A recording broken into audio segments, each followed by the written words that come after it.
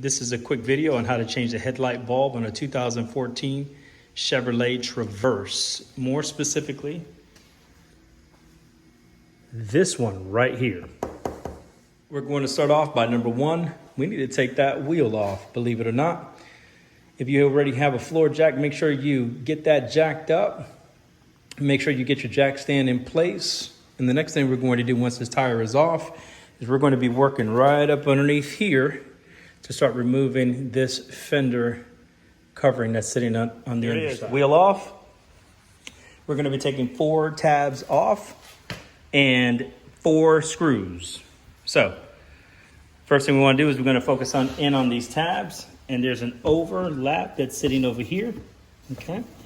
And so what we want to do is we want to take off this particular tab right here, because you're going to see where that's going to be flapping. So that's 1. Okay. Look over here just past the strut. 2. Right here. 2. As I line that up. 2.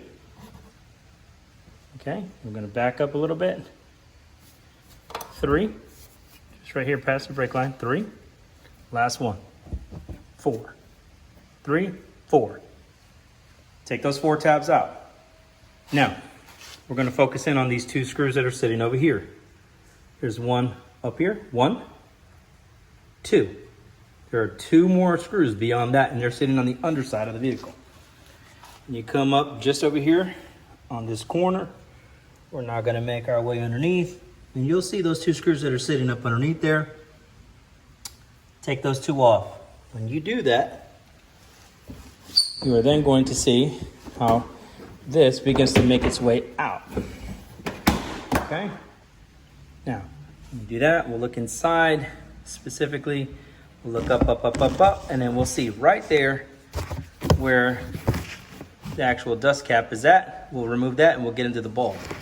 As a quick note, one of the first things that I was learned in working on vehicles is clear your area. Clear your area. That's why the wheel is off. I've seen other videos where they have not, and it makes it incredibly difficult for this model, this year, to get to that light unless you take off the tire. So spend a little bit of time, clear out your area, and it'll make life so much easier for you. Just take the time and do it yourself. Do it carefully, and don't spend $150 at the dealership. Don't do that. So as we can see, there's that dust cap. We're just going to go ahead and grab a hold of it.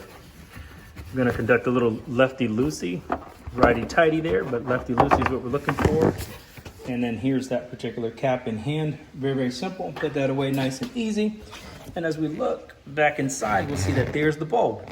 And we're going to just gently put our hand in there, lefty-loosey, about a 1/4 turn to the left, and then you'll have it in hand. Gently grab that, bring it out. And there we have the actual bulb. From there, what we're going to do is we're going to unplug, replug. There's a Sylvania 811 that we're going to be putting in place. Here it is, the bulb. I want to show you something. There's a tab that's holding this bulb in place, okay? And you'll see it right here on the underside. So look just above that blue label, and you'll see it right in there. You want to take a small flathead screwdriver and put it right inside of this open space right in here, okay? Right in there.